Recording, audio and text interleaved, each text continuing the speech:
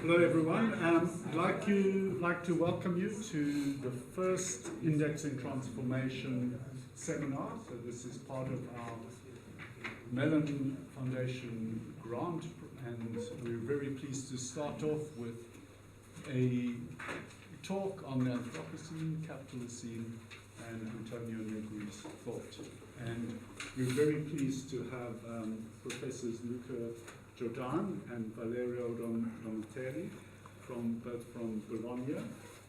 And Luca is a professor of social and political anthropology at the University of Bologna, and he's worked on youth and war, childhood crisis, informal economies, and the frontier in North Kivu in the Democratic Republic of Congo. And is currently doing work on Eritrean refugees in Kampala and the conflict between the central government and traditional kingdoms in Uganda.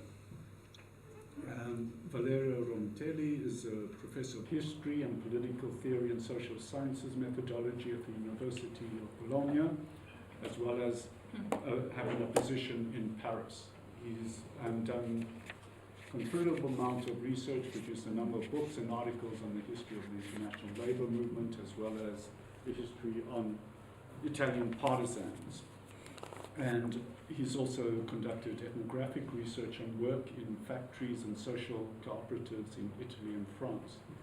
Currently he's working on unemployment and giving seminars on the history of political thought at the University of Bologna. We've had a very productive discussion with the honors class with a whole range of issues emerge, which some of them perhaps will continue the conversation. So thank you very much. Thank you. Yeah. Thank you. And yeah. Okay, thank you very much for being here. First of all, I do apologize for my English, but I think we are going to understand each other. We will talk about hegemony. So English has become hegemonic in the sense there is no people, not a real people who speaks English like it was maybe for Latin in the Renaissance, that it was just for intellectuals. Anyway, the title of our talk is Anthropocene, Capitalocene, and Antonio Negri, or Tony Negri's thought. I want to start from a short biography of Antonio Negri, or Tony Negri, which is one of the most famous intellectual worldwide known, at least Italian intellectual, or let's say even French intellectual, because he has been in exile in France for, let's say, 15 years, because he was accused of terrorism in Italy. So Antonio Negri was born in 1933, and is among the intellectuals that founded the paradigm of workerism. We call it in Italian operaismo, but in English, the English translation is workerism. In the 60s was the youngest professor in the Italian Academy. He became professor very young, really very young, at the University of Padua. Through the idea of workerism, or the paradigm of workerism, Negri and other intellectuals gather around a journal called Quaderni Rossi, which means red books. This journal was called Red Books. And the goal was to contest the left parties, overall the Italian Communist Party. I don't know if you know, but the Italian Communist Party was the biggest communist party in Western Europe. It had like 30%, etc. Anyway, it was the biggest in not in Western Europe, but in the Western countries. So they wanted to, through this organization, they wanted to contest the Communist Party, accusing the party to have abandoned the factories and the workers who actually were at the core of the antagonism between work and capital. This third part of, let's say, Negri intellectual experience concluded with the foundation of a work organization called Potere Operaio. It was Workers' Powers. This is during the 60s, actually, Workers' Powers. And this is Negri. And this is Tony Negri when he was young, the guy there. And this organization, Potere Operaio, was one of the most important organizations involved in the 68 in Italy, the 68. So the second part of his biography, in the middle of the 70s, is characterized by a further theorization on the overcoming of the Fordism. There is a shift for the Fordist model of production to a new model, and the merging of a new type of worker, the so-called, we call him the social worker.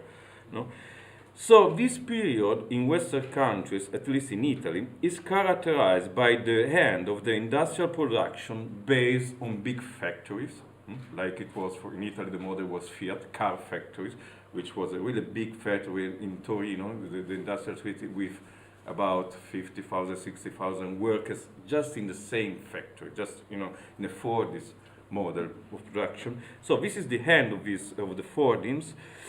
And these big factories were replaced by a cluster of satellite factories diffused in the territory, more diffused in the factory.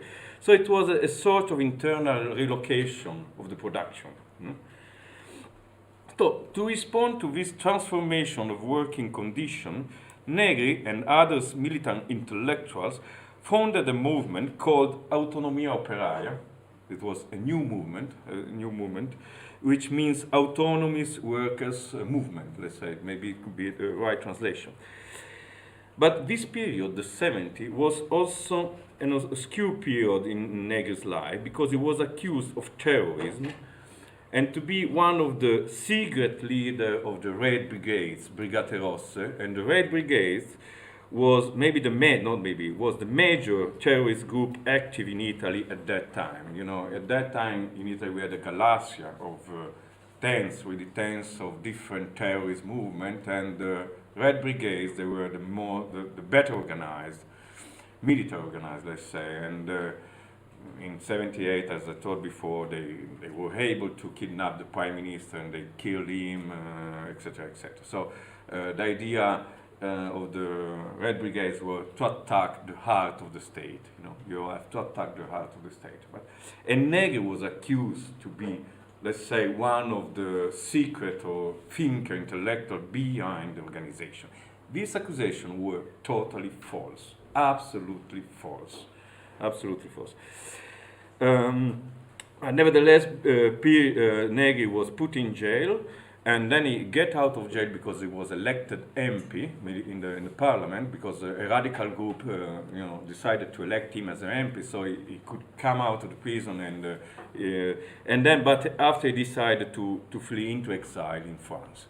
So that's where he started to be in France, collaborating with some comrades in France, etc. This troubled period of persecution lasted about 15 years. More or less 15 years, up to the middle 80s, let's say. So, since the 90s, Negri came back on the intellectual scene, due to this theology.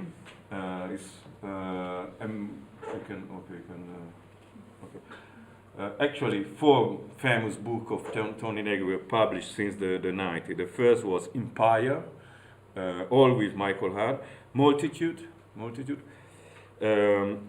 Commonwealth Assembly, how do you pronounce it? Assembly. All written with Michael Hart between 2000 and 2018.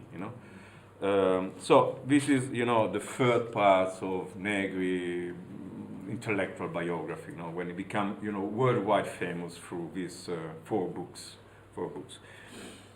And so Tony Negri has become one of the most important authors of this academic tendency known as Italian theory, which goes from Gramsci, passing through Agamben, Esposito maybe, and to Tony Negri and some other authors.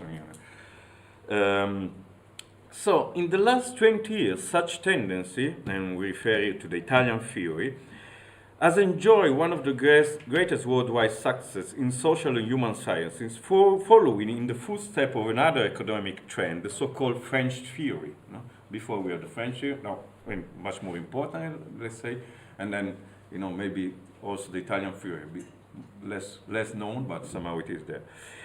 It is indeed a very peculiar story. At the turn of the millennium, some US universities mixed up different European schools of thought. French theory included most Foucault, Derrida, Deleuze, and from the Italian theory, Gramsci, Negri, Esposito, Agamben, etc., and spread them out over the entire globe.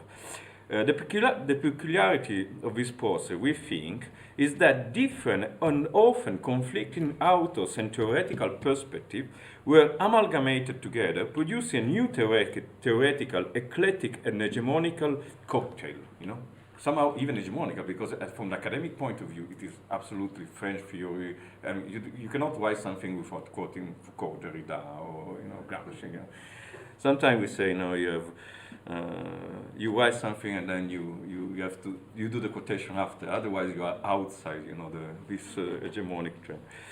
But this is not the thing we want to focus on today. In fact, we would rather speak on the stance taken by Negri within the debate on the relationship between Anthropocene and Capitalocene. The two different perspectives mean to design, as we know, the present geological era. So, as a short introduction, we would like to propose a reflection on what we think is a cultural antecedent of this debate. We are referring to what is called the victim paradigm, which we consider like a kind of cultural antecedent of this debate on Anthropocene. To make a long story short, the cultural tendency to present the victims of histories as its protagonists. So, quite an important part of culture and post-colonial study has been indeed devoted to the history of genocide, either perpetrated by colonialism or during the wars or within lagers or gulags and so on. Of course, this tendency is absolutely justified. In the aftermath of the Second World War, for too long silence has hidden the extermination of the Jews, because actually maybe it was the trial, Eichmann trial, that reversed this tendency. Maybe in the 50s it was not really like that, but the Eichmann trial reversed this tendency. As for today, the huge amount of colonial crimes against colonized countries neither nor denounced enough. Even worse, not only is neocolonialism carry on with its crimes, but also it may be intensify its exploitative action in less visible forms. At the same time, consider the crimes against humanity as the crucial point of history is also an important heuristic tool for the discovery and claim and sometimes reinvention of ancient, hidden, and new identities in every corner of the planet. But what is the relationship between what we just said and the issue of Anthropocene? Isn't Anthropocene just a simple scientific term designing a geological age in an objective, neutral way? Not really, of course. We would like to argue that the concept of Anthropocene is somehow at the opposite of the one at work in the victim paradigm. The category of Anthropocene, in fact, bears a more or less hidden denunciation of the culpability of the entire humanity. Humanity is deemed responsible of having laid down its traces since the beginnings of the Industrial Revolution, and these traces are now permanently deposited in the stratification of the earth. The reason why these traces should be a guilt is self-evident. They are principally the result of pollution and a general attitude of disregard for the environment, of man as a species. However, here comes the point. Whilst in the victim paradigm, humanity as such is essentially conceived as a victim, in the victim paradigm, in the Anthropocene debate, humanity appears to be the guilty part. Hence, the popular butat, save the planet, kill yourself, since you are the guilty part. In any case, what we want to point out is that in this juxtaposition, on the same paradigm, victim paradigm and Anthropocene, we can recognize the traditional dilemma between a positive anthropology and a negative anthropology. In other words, two diverse answers to the classic question: is the essence of humanity good or bad? In another way, are we primordially good savages or sinners marked by the original sin? Somehow this debate brings back an old dilemma between a negative and a positive anthropology. In this perspective, we can acknowledge a new trend within the debate on Anthropocene, a trend which brings back into vogue the tradition of a negative anthropology.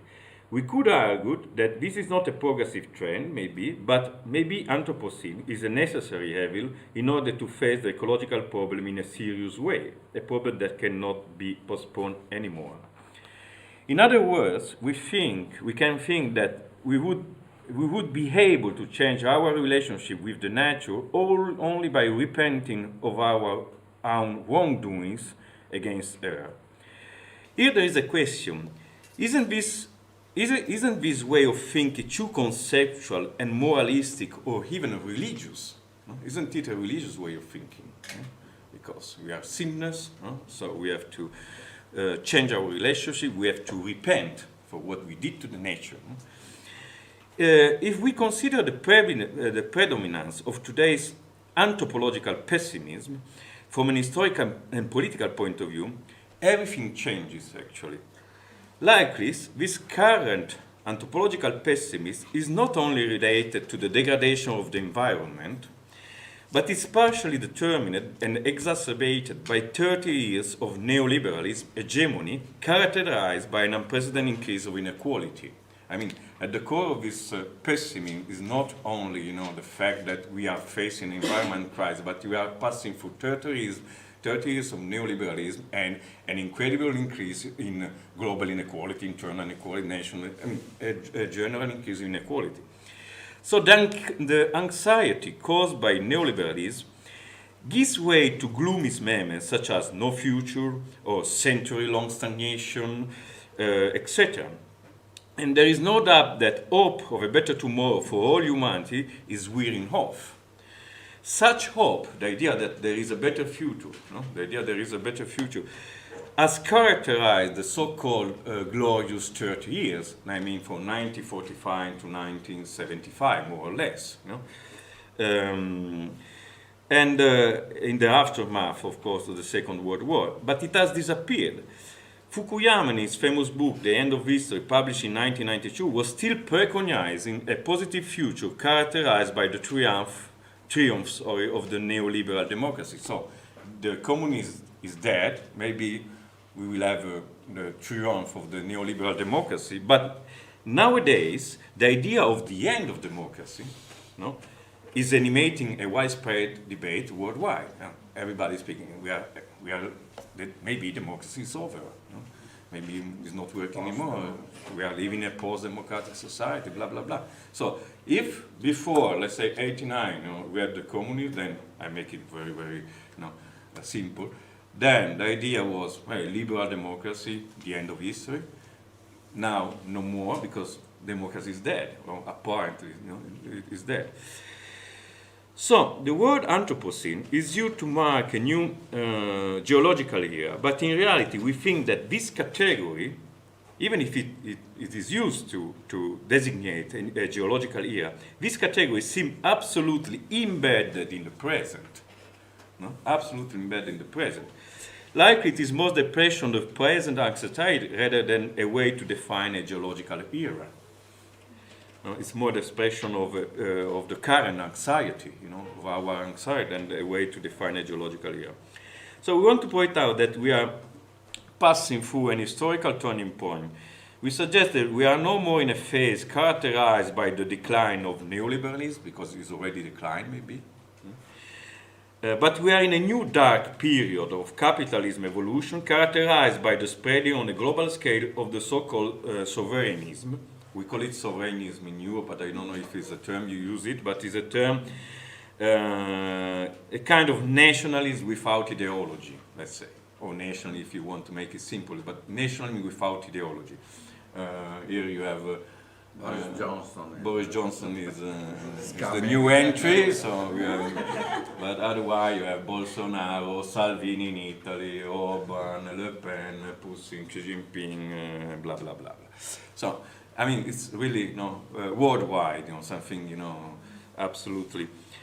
So that's why you say it's a new era. This is the new era we are facing, actually, political era we are facing. So the main expression of this trend are Trump, Putin, Xi Jinping, Modi in India, Bolsonaro, Brazil, Salvini, Orban, Boris Johnson, and so forth. Maybe many African leaders also anticipated this phase, if you want to see it in this way. If a theory from the South come or somehow, they argue that, and I agree.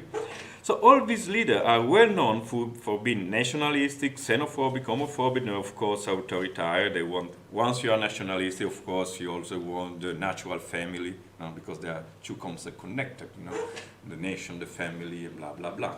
And so of course homophobia, xenophobia, etc. At the same time, it's undeniable, that all these leaders displays no sensitivity to the environmental disaster. There is absolutely, from Trump, from Salvini, no sensitivity. Bolsonaro. No. The most popular slogan of sovereignist leaders is American first, Italian first, and fits in a negative anthropology. Of course, there is no more an idea of humanity as a universal idea. It fits like in a negative anthropology. So let us now focus on the analysis of Negri and his comrades, who call themselves the neo-workerists, following the step of the so-called workers' political experience developed around '68. Negri and his comrades, they certainly set themselves against the present political trend, and there is absolutely no doubt that their anthropological stance is positive, and radically so. Negri is considered too much optimistic sometimes. There is a boutade we always say, communism, according to Negri, communism is already here, but we didn't realize that we are already living in a communist world.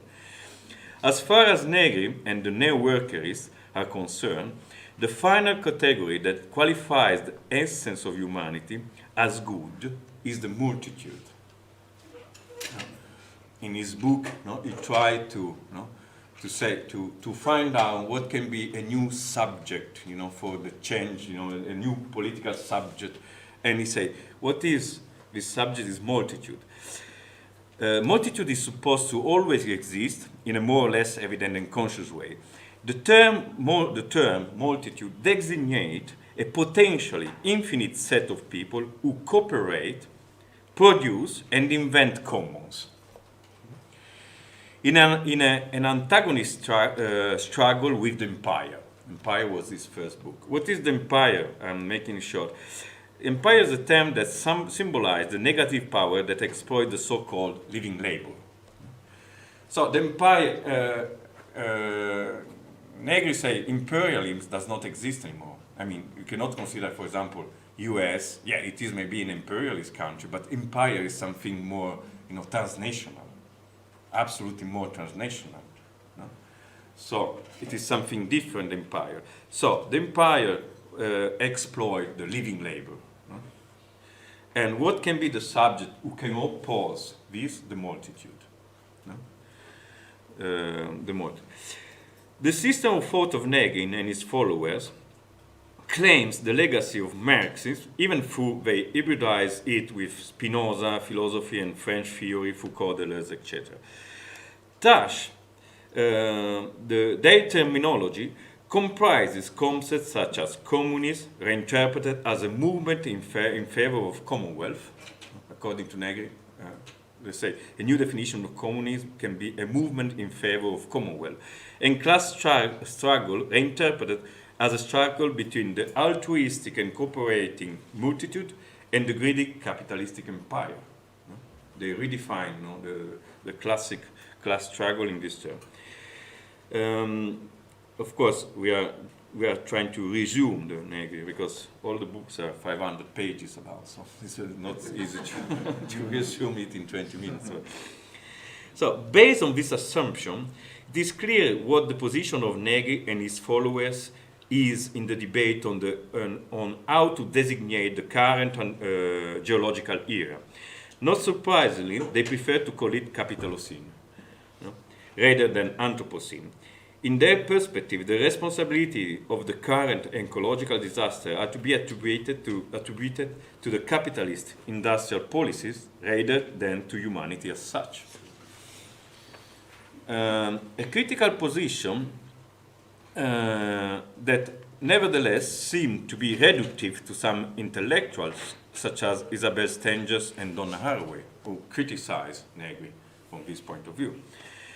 A point that cannot be underestimated emerges from the objection of these two intellectuals, Isabel Stenger and Donna Haraway, that in the face of the gravity of the ongoing ecological and social crisis, the categories of humanity and Homo sapiens themselves need to be radically challenged, for in their name, not only have colonialism, patriarchy, homophobia, rejection of the other been given free rein, but also general contempt for the environment.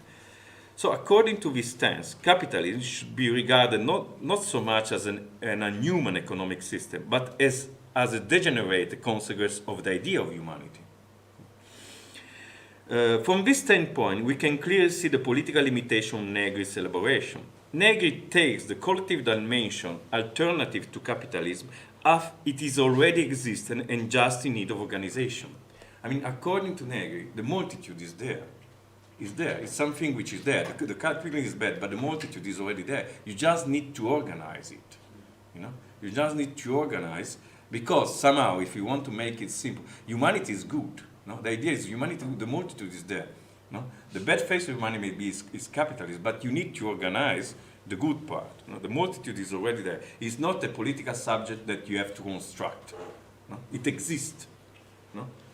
It exists. Is it correct? Thank you.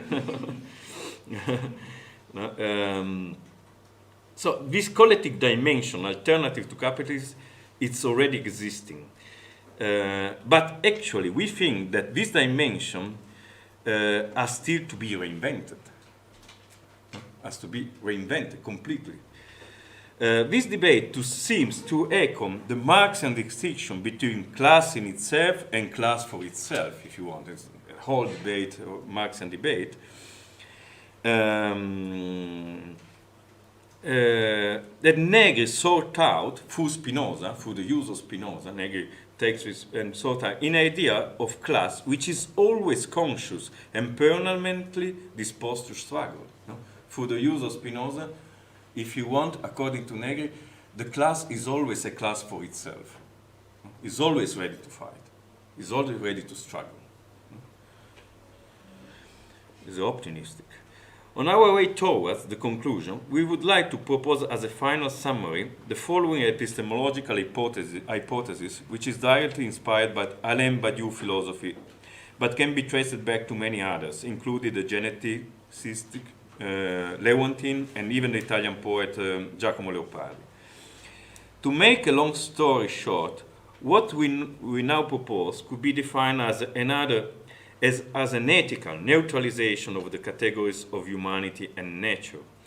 In other words, we affirm the necessity to put an end to the tradition that postulate moral values, be them good or evil, within the categories of humanity and nature, which should be considered neutral.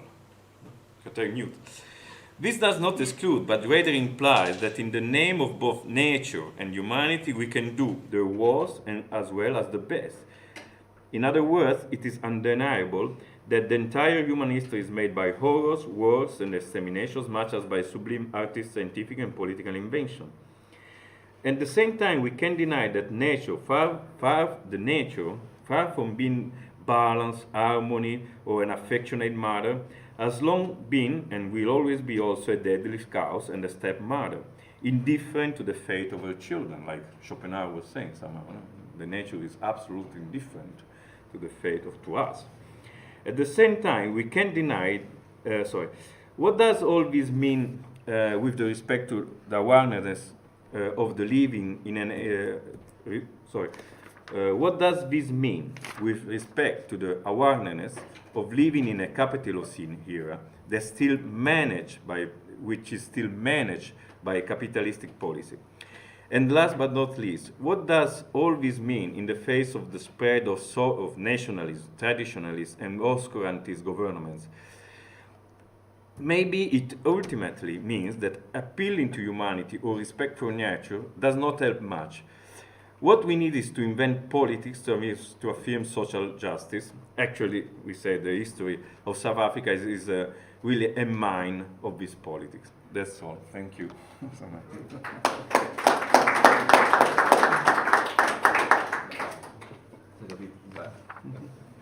Okay, thanks very much. A lot to think with. So we're going to go straight into discussion. Sure. Okay. Good. Questions, comments?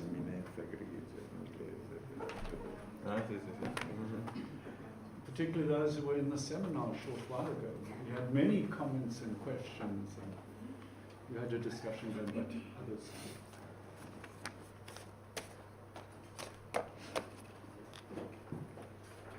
Sits looking around. I think you're ready for. Okay. Are you then? Okay. So what we'll do if that's all right to take 2 or 3 questions, okay. and then we'll have quite a few rounds. Can I use your pen? Yep, absolutely. Show you. Thanks a lot. I was just thinking about, so you ended off with this idea of ethical neutralization of these terms, right? Yeah. But I got from your talk that you're also talking a lot about positive, Negri as a kind of having a positive take on humanity, essentially good versus a more Marxist, is that a Marxist orientation where it's about sin and the need to position, or the other position, the negative, which you put there with the post-colonial and all that about humanity. So on the one hand, you seem to be proposing that we need to take this positive approach towards humanity. But you're also saying you want to do this ethical neutralization. So maybe, I guess my question is really just to clarify what is it, because the positive, negative part.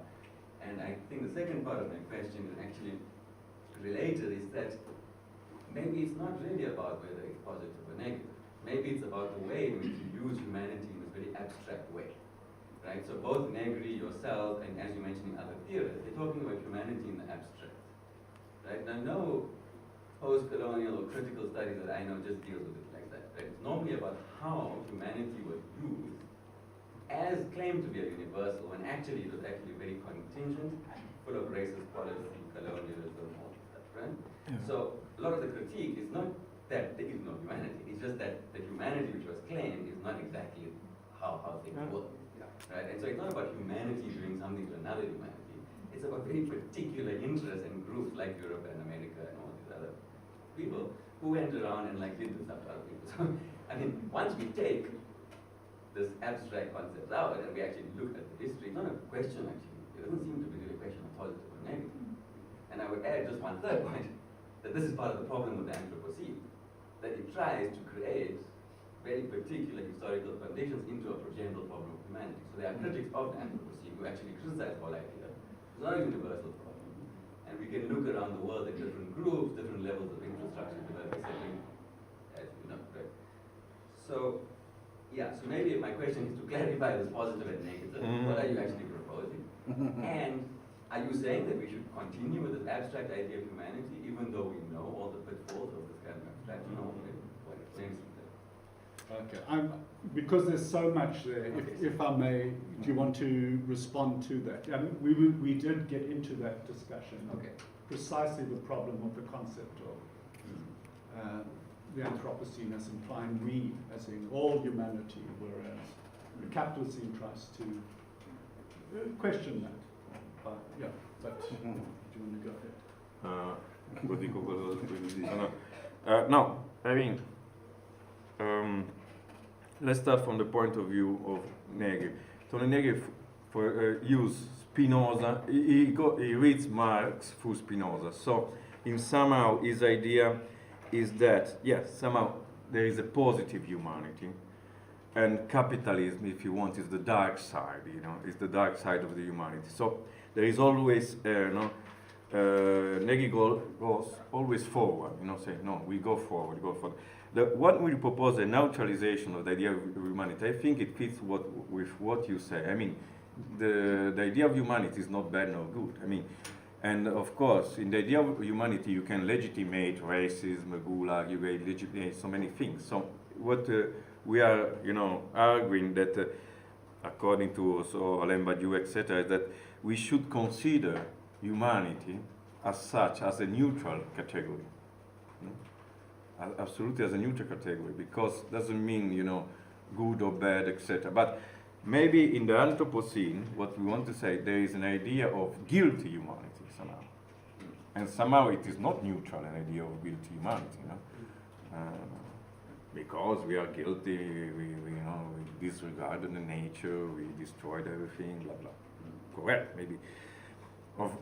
And of course, a general humanity, guilty general humanity, maybe we can say, no, the Western countries are more guilty, but so what we want to say that we should consider more in this term, it doesn't help so much saying it's good or bad, etc., etc. Only about Badiou, it is possible to find good contribution about what we call the neutralization, the ethical neutralization of about the concept of humanity.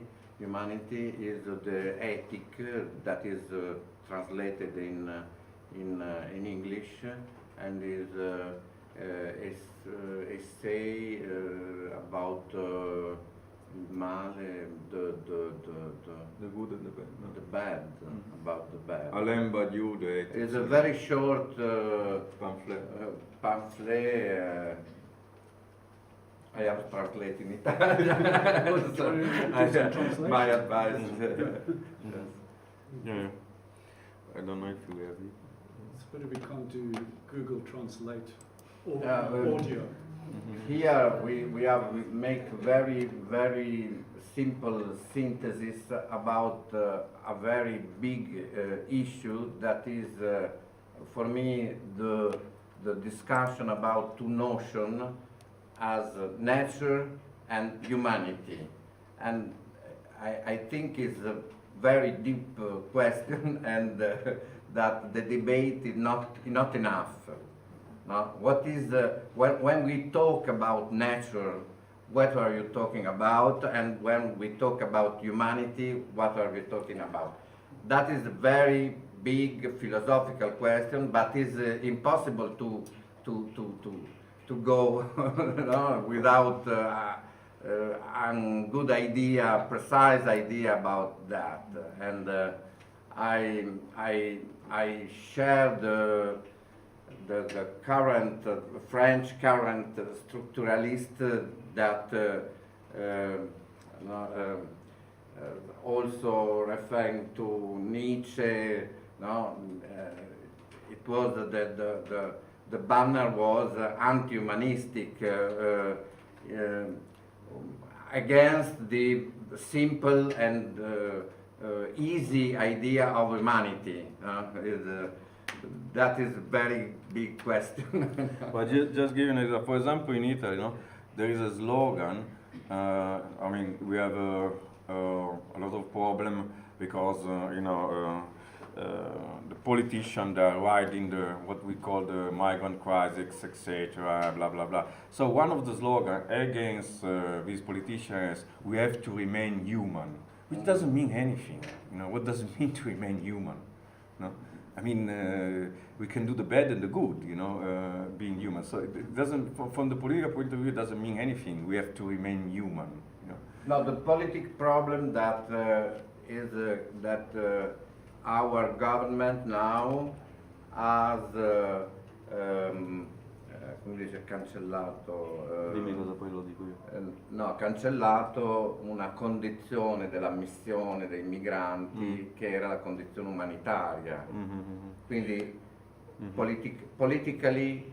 No, because nowadays our government is refusing the exile to migrants for humanitarian reason. That is over. And is in the law. The new law say no, you cannot get humanitarian exile for humanitarian reason. And second, is attacking so much the NGO working in the Mediterranean, etc., etc. But to contrast this trend, say no, we have to remain human. It's not enough. It's not enough. Case, I mean, what does it mean to remain human? We can be happy, yes, we are human, but doesn't mean anything. And maybe it's not the good, Yeah, sorry, that's it. Okay, let's take another round. And who else? Okay. as we will go, Thanks very much. I just wanted to, if you could elaborate a little bit more about your connection between the industrial capitalist scene and then I'm a bit I'm getting obsessive with reading the sentence over and over again. What we need is to invent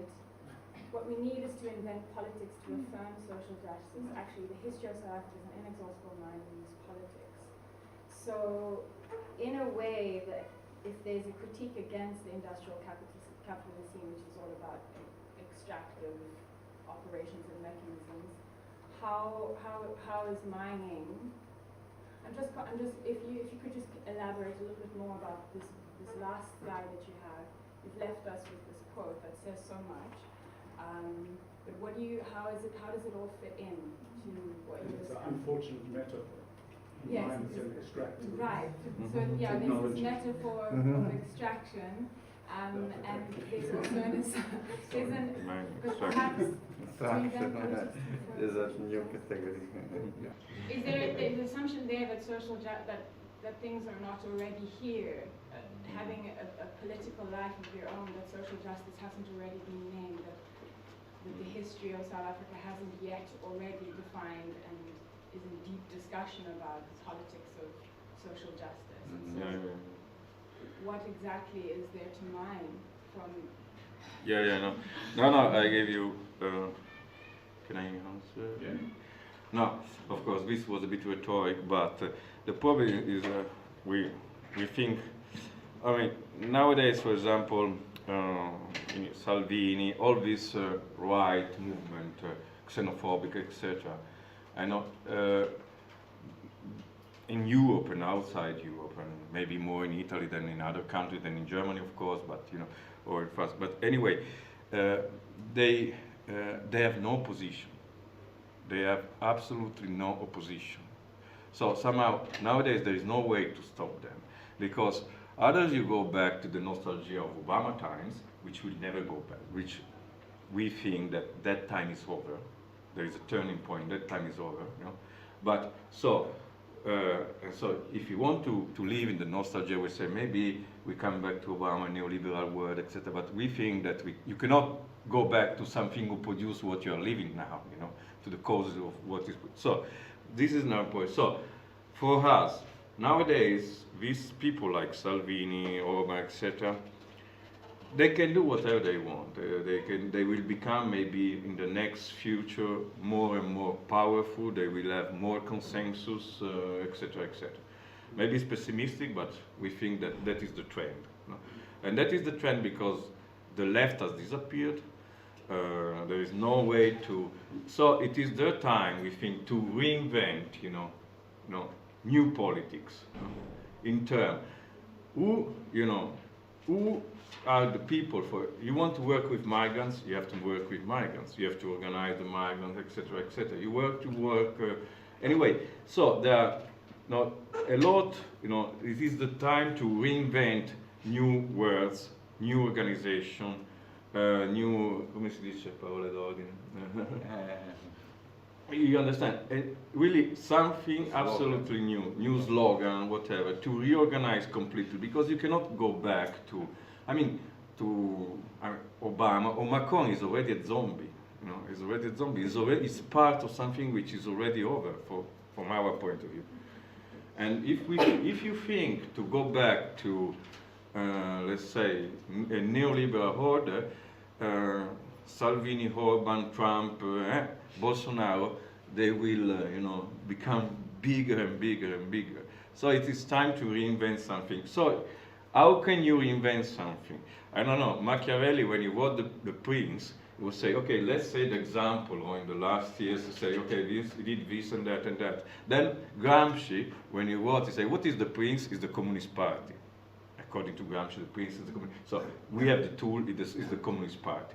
So these are the questions we have to ask ourselves, we think. So it is really a time that we need to reinvent, slogan, words, organization, and maybe you do it with the experience that you have.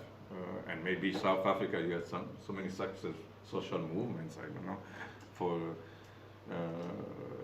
for everything, medicaments, apartheid, and blah blah blah.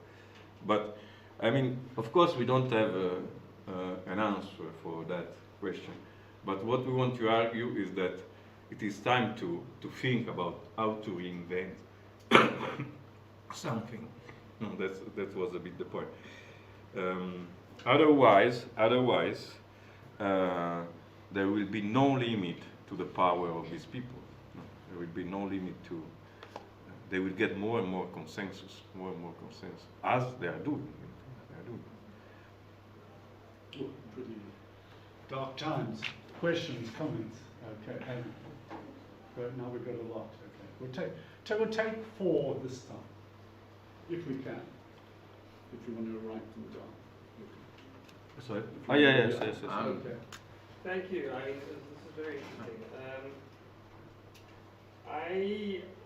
I've been exposed to a lot of people who are very, very taken by this idea of Anthropocene, and in your point you make about ethical neutralization, you refer specifically to the categories of human and nature. Nature, yeah. Right. Now, I want you to kind of elaborate on kind of the nature side of it. Of course, it seems to me that the little that I know, my wife is more in this area than me, but I'm picking up a lot of discussion on Anthropocene. Anthropocene is not it's a kind of a basket category at the moment. There are a lot of different interest groups that are using this. And now on the kind of geological side, there is this kind of environmental and geological side. There's this argument that we need to take the kind of exit from the Holocene seriously. But, there is a kind of meta debate about whether we can kind of retain Holocene conditions, whether we need to embrace some kind of new emergent reality, or whether we can somehow revert to the Holocene. You speak a little louder. Sorry. So within the kind of geological and kind of environmental discourse, it seems to me there is this kind of meta-scientific argument about exiting the Holocene. Whether we should take that seriously, whether we should embrace that and try and create something new. All of this revolves around some kind of revalorization of the human versus other categories of perhaps the 2 most important are non-animals, animal life and emerging technologies. So if you could elaborate on, what are you proposing in terms of, this distinction between the classical distinction between human and nature? Okay, let's take a couple more. Yes? It's a quick one, but I was wondering, how are we post-neoliberal, really? What does that imply and mean? Good on to the point. Other comments, questions? Just a quick comment, and I agree entirely that we need to have a new conception, a new language, if you like. So difficult. And you give South Africa as a good example. It's not such a good example. And we had, at one stage, a mass democratic movement. Let's call it that. It encompasses a whole lot of things. Very much influenced by African National Congress. I was a member of both. And the problem was that in the African National Congress we had the 2-stage theory of revolution, which goes way back to the early Congress parties. So we would then have the national liberation struggle for democracy, and then we would move to a socialist. Now, people here like Neville Alexander, Dr. Neville Alexander, we said, we disagreed with that. We said, we'll never get to the social stage, we'll get stuck at the national democratic stage, and that's where we are right now. So, although there was a fantastic movement to get rid of apartheid, which obviously was a good thing, many of the people sitting in this room would not be in this room if apartheid was still existing. And we need, and lots of people don't remember that history, but so it was, and dignity was a big issue. People, if you walked as a black person down the street and a white person came, you'd have to get off. part of the White House, and a whole lot of things. So at the dignity level, it's done more enormous amount. It's also provided electricity, water to rural areas which never had. So there is a lot, and we shouldn't overly criticize the ANC, although I'm bitterly disappointed at the route we are now taking. So therefore, to come in with this, now we get on the table Socialist Revolutionary Workers' Party. Started by NUMSA, started actually initially as an eco-socialist agenda, but it morphed. So that when it gets started, NUMSA is the National Union of Metal Workers of South Africa. So when it gets launched, it becomes a strict Marxist-Leninist organization with a vanguard party known as movement with this vanguard party. And that you can see the whole power dynamics coming into play, so that eventually they contest an election. There has been no election. There was no base on which to mobilize that party. The people that were supposed to go to parliament were just appointed from above. They get 25,000 votes, which is less than 1/10 of the claimed NUMSA, and I believe that the NUMSA membership claim is about 350,000. So they get 25,000. The General Secretary of NUMSA is one who strongly proposes or puts on the agenda this SRWP, and it causes a fracture. Yeah, so it causes a quick fracture in the labour movement. So we're back to where we started, actually. Sorry, We're we not just such a mentioned good your side. acronym, but that's a socialist party. Sorry? Would you just Social revolution. Yeah, SRWP is supposed to be a socialist party. So it's a traditional Marxist-Leninist. Threes, do you want to? Yes, Anne? Hi, that was really interesting, thank you. I'm sorry to be missing the one on Graham Street. So you were talking about this new invention and what this new invention may be, and you ended up with the idea of social justice, but this is probably connected to the idea of the Commonwealth instead of communism, and I was wondering if you can expand on that. Thank you. Okay. Now maybe I start from the second question. You asked how can we define ourselves as post-neoliberal, something like that. Okay, yeah, maybe it was too much, but what we are saying that okay, if we want to periodize, we pass through from 45 in Europe, just make it simple, from 45 to 75. I mean, what we call the 30s glorious years. No? I mean, the most or the richest decades in Europe history, in all Europe history. You know, all this the decrease of inequality, the fact that, for example, Italy became a country made up of middle class. You know, a huge middle class. You know, who can afford holidays, car, etc., etc. So, what we think that or this is the point of Valerio, is that all this thing was possible. This period was possible because there was dialectics between communism and capitalism. So, overall, in Italy, on some parts of Europe, we had a moderate capitalism. If you see a town house, Bologna, no unemployment, nothing, because sometimes the capitalist was scared of a communist revolution, so it was a moderate. No? After 89, we enter in what we call the neoliberal era, where we say capitalism can go naked. No? It's not a shame anymore, you know, can go naked, etc., etc. And this era, we think started, of course, with Thatcher, Reagan, whatever, but somehow finished in 2008 with the financial crisis, where maybe something new is emerging and is chaotic. We don't know exactly what is going to be because we are still in a transition phase, you know? But it has changed. Things has changed. We cannot say we live in a Clinton period now anymore. No, Trump is different. Even Salvini is completely our leader now. Is not our leader. is an interior minister, but anyway, he behaved like he's being the president of the world. You know, he's completely different to the leader of the what we call the left Rosé party, who ruled Italy for let's say 10 years, or even Berlusconi, that at the end of the day was a clown, but you know, he was not like this one. You know, he was not a racist, was not a xenophobic, was not. No? So something has changed, and maybe. The good question was, but what is the end point of these people? Who told you that these people, they have a end point? You know? What is their goal? Maybe they don't have goals, these people here. They don't have, maybe we are passing through a season that the passion, the sentiment, are more important than the interests.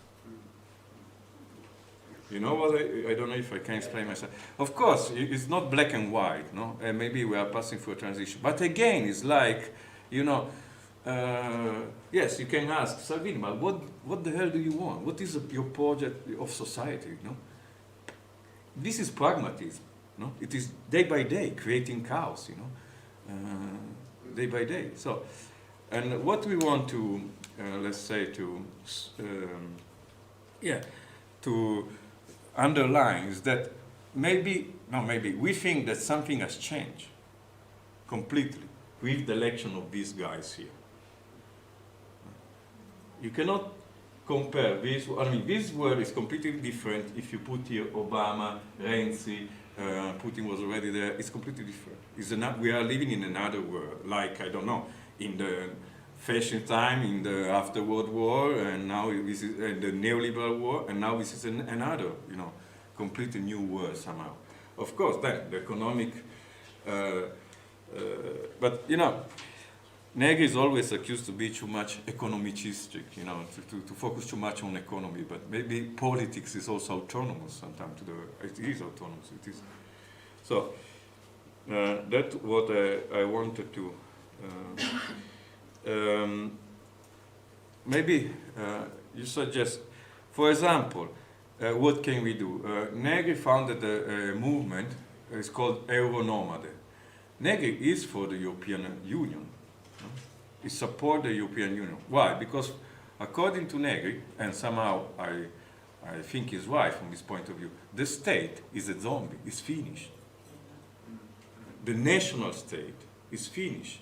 So some of the, let's say, movement, nationalist movement in the global south were contesting, you know, Negri, because some of the movement, they are still working within the within the nation state, you know, struggling for the national liberation, etc., etc. But according to Negri, he said, this is over. This is over. I mean, if you keep on struggling in that context, you are struggling against the Mulino, you say, you know, what is Don Quixote, you know, you are like Don Quixote, you know. So, because it is over, no? It is over. Because the empire is no more based on a single state, you know, etc., etc. The empire is, you know, a transnational organization, a multiple empire, if you want, a multiple set. Maybe there are towns that they are more powerful than a single, or companies that are more powerful than a single state. So you say, if you want to struggle within, you know, a national context, you are just, you know, you don't understand the time you are living with, and so your strategy is just wrong. You know? You are going to fail. Of course, Negri, from this point of view, was contested by, you know, some, I don't say nostalgic, but, you know, of the development world, you know, struggling for national liberation, blah, blah, blah, blah. That, of course, they are still, you know, thinking that the national level can be the plan of the struggle. Say no. So that's why Negri, of course, is for the European Union. You can say, but what is the European Union? Is also a state, or what is that? So there's a lot of contradiction. But anyway, now, for example, you, Stephen, I think you always say, we want to enforce the state. Maybe the social movements should somehow, you know, support, enforce the state. We need a good state to work. But the question here, is it possible that the state nowadays is going to be something which will never work again, or is just something of the past. So Negri say, no, that is a zombie. If you look, if you want, yeah, the national state is a zombie, something for some small looter who use the state to loot it, but that's it. Some small looter. Sorry. No, I mean, no, I think this is very important for us because I think we're quite parochial in South Africa. I'll speak for myself. Quite parochial. So my sense of the state is the South African state. Yeah, sure. You know, can we recapture the state from the zombies? So and then there's an argument about the need of people for the state, particularly the poor and so on. So it's an argument that is very immediate in this space, but I hear what you're saying at another level, and that's why I think it's so crucial for us to have these kinds of discussions, because generally we're talking about South Africa, Southern Africa, or Africa. It's very important, one point that the state, magari lo dico in italiano, no, diciamo, gli stati come sono arrivati finora erano stati partito, party states, e in Sudafrica is absolutely clear. No? The NC was sono stati partito, ed è la crisi dei partiti che oggi... What do you want to say that the state has been working in Europe, maybe somehow even in South Africa, as like when somehow the state were controlled by party, but now the party, the Communist Party, which was the example of all the parties. Without party, the state doesn't work down, because the big party, as in Italy, no? Now there is a little party or party of communication or party fragmentation with media. Since the party collapse in Italy, it was quite clear in the 90s, they collapsed, no? Because of corruption, they all collapsed. The Communist Party collapsed, the Christian Democratic Party, which was been the ruling party, collapsed, etc., etc. So you have just a fragmentation and say, but nowadays, where is a party who works anymore? I mean, the Socialist Party in France has disappeared. I mean, it's a long tradition, was disappeared. There's no more Socialist French Party. It's incredible. And this politics, this leader, use a fragment of the state against the other fragment of state and over the other fragment of society. In Italy, is absolutely clear. Our chief of our leader use always the police uniform. The police uniform. He goes around with the police uniform. So somehow he's using a part of the state against the other part of the state. You know, the state is fragmented, and you create you create a chaos for using some part of the state against the other part of the state. You know, it's like a fragmentation of the state. You know. That's what's happening in South Africa. Can I just ask? Yes, and let me just ask, there are a couple, am I right, there are a couple of questions there? Yes, no? But I just want to know if we're also seeing then the end of democracy, because these people were all elected, right? They got there through the mechanisms of democracy. But I mean, if this is what democracy gives us, is this also meaning the end? Also of Hitler was elected. Also Hitler was elected. Yeah. I mean, if you consider just... Should we take, let me take okay, so that's one there. Yeah, Rin? maybe just a short... I should have mentioned if people can introduce themselves. This is late in the day. PhD student from Rice University in Houston. Lorenz. I'm still grappling with the very last part of the presentation where we also talked about the ethical neutralization and what this moment is like now and what kind of political action can be possible. So on the one side, it seems to be that concepts like the Anthropocene, maybe like the dictates of the Capitalocene, suspend political action in a way, they paralyze action as well. they mobilize maybe more individuals, small acts, what we talked earlier on as well. But then we have also like other activism rising where Greta Thunberg calls for panic, right? The house is on fire. So I'm wondering whether this talk about neutralization actually helps us so much, and we should rather look at how all these other emotions and effects could be mobilized for other types of collective action here. And the second question I had was around a more academic question around the difference between Donna Haraway's approach and Antonio Negri's approach. You mentioned that Haraway is critiquing Negri, but then I also find there are many similarities when we talk about, she calls it like the multi-species responsibility and talks about making kin. So maybe we have here some, maybe more parallels than we think between Negri's approach.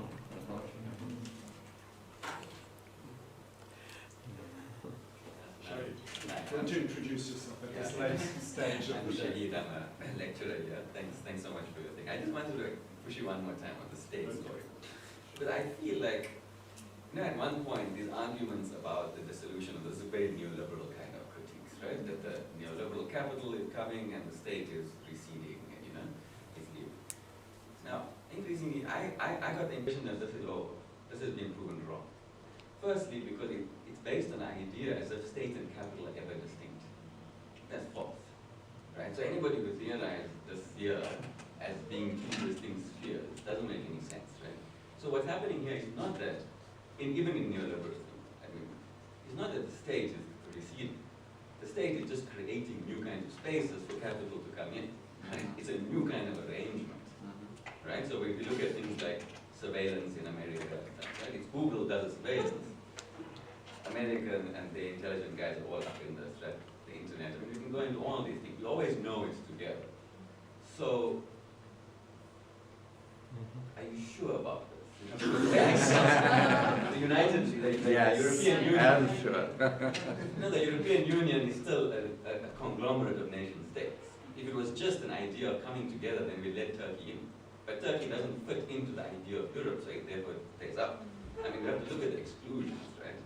To look at what's happening. So it seems like the state is extremely strong. It continues to be. I don't know, I will maintain it. No. But otherwise, why are you talking about these guys? The sovereignties. They're going around waging war all over the world. In the name of Abbiamo nations. sempre la domanda di Anna. Sì.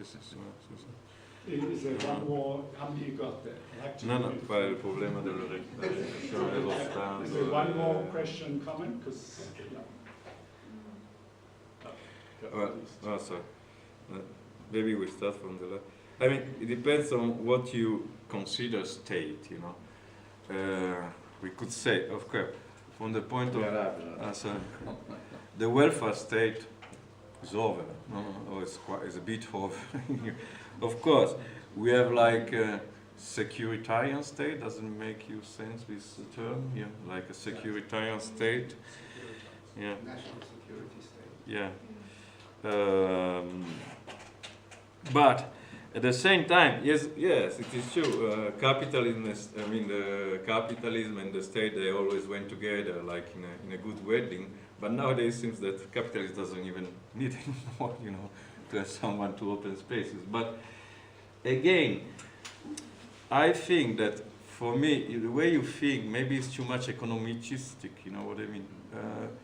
Maybe we are facing a new stage where the political passion, will become more important than just a normal economic discourse. To say it's like Chomsky saying no. At the end of the day, Trump is doing the same thing as before, but in another way.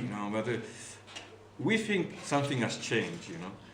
Has changed in the mind of the people, the mind of the people, because you see things that you never saw before.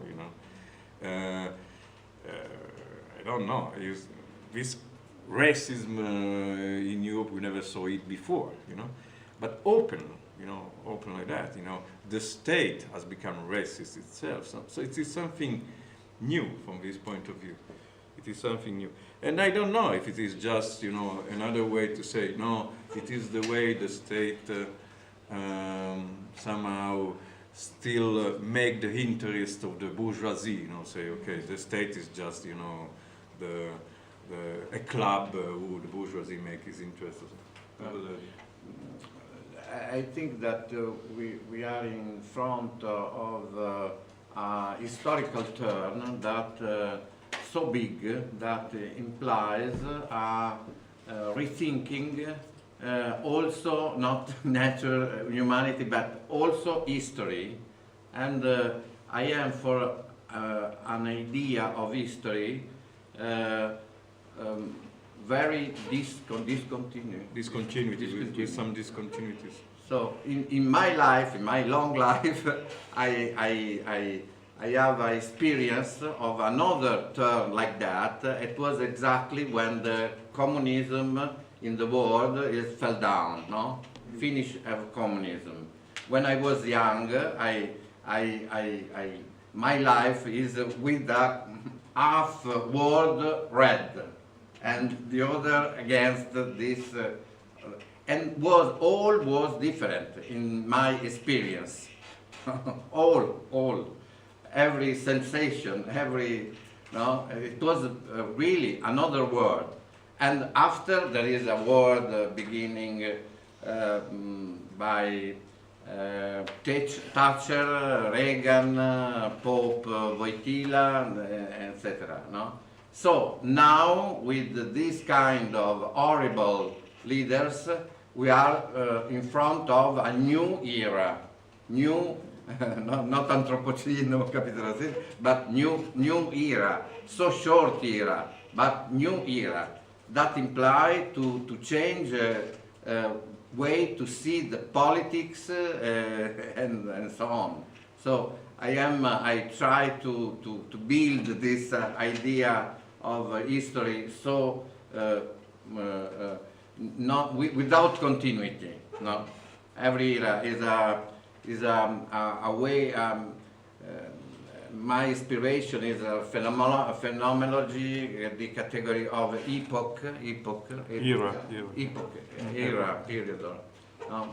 That at time, 20 or 30 years, the world changed in political perspective, not in every. I am against every idea of totality,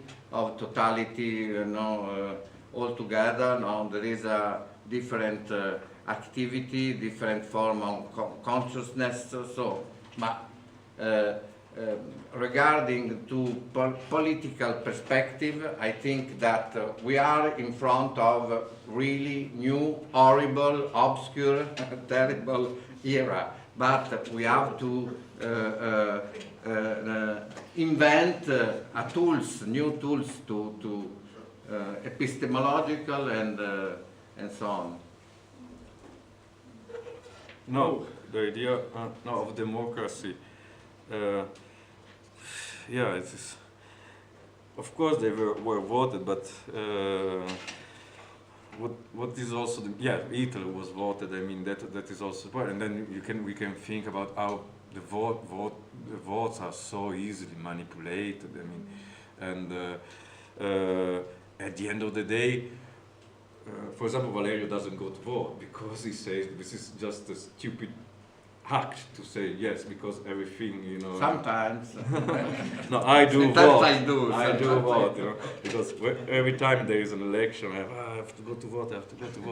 And but for example, in Italy, Italy was normally a country where 90% of the people used to go to vote. This year it was 60%. So this guy actually got 34%, Salvini. Of the 60% of the vote, it means like 70% of the population. So he has the majority of the parliament with the 70% of the population. So yes, democracy, of course, faces a big crisis from this point of view. And then, who the hell do you vote? You vote the people who are already, organized by the party, because you go to vote.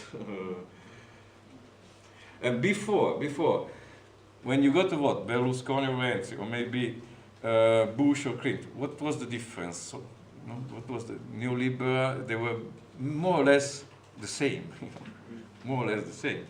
It was not a big change, you know. Now it is a big change. Now this is a big change. No, you say Greta. No, Greta, she comes also to it. Greta, how do you say Greta Thunberg? No. Yes, she came also to it, and she was, I mean, she's someone who divided completely the public opinion, no? Some of them, some newspaper just insulted them, say Greta, she's stupid, blah blah blah, and some other, they exalted her, no? But for me, Greta is someone. Is it politics? She just say, okay, politicians, you have to learn what the science say. No? Please learn what the science say. So it is nothing, you know, or it doesn't imply any organization, any, you know, from this point of view, any mobilization apart from that. I mean, the question was more on the political sensations. I just used it as an example for what you called like anxiety, right? How to leverage these anthropological pessimisms and affect. And about the commons, what is the question? The Fardonna way commons. Oh, so can you repeat your question? I was just asking if you could, you'd mentioned as a way forward the new, about social justice, and earlier I just wanted to have the link with the Commonwealth and a viz with communism, if you could just expand on that. Is that idea of social justice fitting in with the Commonwealth? And how is that different to communism? The inspiration of Negri to theorize Commonwealth was Nobel Ostrom, was Eleanor Ostrom, and here 1 year before the book of Negri take the Nobel Prize for theorization of commons. So Negri gives a leftist perspective of this theorization. No, I want to only point at this. For example, in Negri, no, what is the distinction between Commonwealth and public? No, we say, is it public water, or is a Commonwealth, or is it public? No, the distinction is that since Negri doesn't agree anymore with the idea of the state. The public is something controlled by the state, so it's something outside the society. No? But the commons is something managed by, let's say, the society, the multitude, you know, which organizes itself, you know, to let's say, to create the commons actually, because you can create the commons. No? So the idea is public. The water can be public. No, in the public, yes, because it's controlled by the state. No, it is so an institution. When there is a lot of people who organize themselves to manage the water or the other. This is common, and common is for me is a little bit joke. Communism is a little bit. Rhetoric, a little bit. It's very difficult to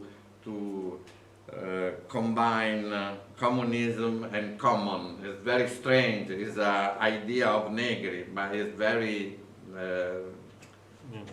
rhetoric for me. Is that because communism requires such extraordinary organization? Were we talking about the Bolsheviks coming into if you talk about communism, you have a long history with all the question. No? Negri said, I am communist. Me, I was personally, I was always all my life communist, but now I feel a little bit difficult to say I am communist because it's so complicated to understand what mean, no? So to overcome this problem, putting commons and communism together is not a good way for me. It's a little bit Confusing. simple way, no? Propagandistic way. It seemed, and this is, I think, what we were discussing, I think we're drawing to a close now, but we were discussing earlier this, how do you act in this world? How do you create organizational forms, if you do, if that's what you're interested in doing? Is it sufficient for Greta Thunberg to be this voice of the moment, and we kind of exposed to it via YouTube, and there's no real face-to-face? Is there a short-circuiting of what went into creating a left politics, which was, as you know, in Italy, it required extraordinary organizational work as a and since, a brief allusion to the work he did with the United Democratic Front and the ANC back then, was an extraordinarily thick level of organizational work. Whereas now things seem to have speeded up, that we expect politics to emerge from that. That's why multitude. Where's the organizational impetus for that? I mean, you can't just bring it into being magically. It's quite mundane labor of organization. We think that multitude does not exist, but Yeah. Negri thinks multitude exists. That's the In the point. last book, Assembly, Negri tried to explain and to rethinking, but it's always not enough for me to justify this apology of multitude. And then there have been critiques of Occupy, similarly, that it imagined this would all unfold, that these are often hyper-transient assemblies, because you need infrastructures, infrastructures to sustain these assemblies, or whatever term you use. So just very quickly, you've never mentioned Castells, maybe for a good reason. The Castells has this notion of the third space. With the Castells. Manuel Castells. Manuel Castells. Space, which is the IT space with ground level space. And that was Arab Spring had that notion. I mean, he took it from Should we have that? Do you want to respond briefly now? Because I think people, let's have a final session.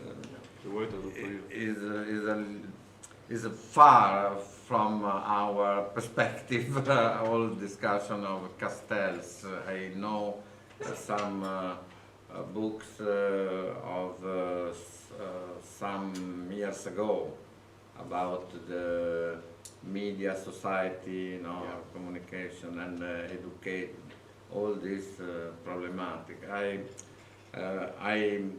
have no idea about our perspective now, but maybe is to rethink about Castells, maybe. Can I? I have no answer. We'll chat. We'll be chatting later. Okay, so just to wrap up, thank you both very much. It's almost as if you've come from the storm in Europe. It's really quite a serious political space, and I find we're often very caught up in our own serious crises, and there's no real engagement, I sense, across the academic and the more political world beyond the university institution. It's almost looked down upon if it's not very sophisticated theory. It doesn't belong here. But you're coming from a place where it's quite clear always theory and practice have been key to the unfolding of politics in Italy. And we're caught in the vortex of something else that I don't think we fully understand where we are. We can't look at it as if this place is somehow outside of what's happening in all these places that you're referring to, Italy, Brazil, and so forth. So I hope, it's not too bleak a picture, but these aren't pretty times, but it requires innovation, and I think you know, we can't just be repeating the same, using the same concepts and a certain complacency that we're not in Italy, we're not in Brazil. We've got our particular problems here, which we certainly do and we have to address.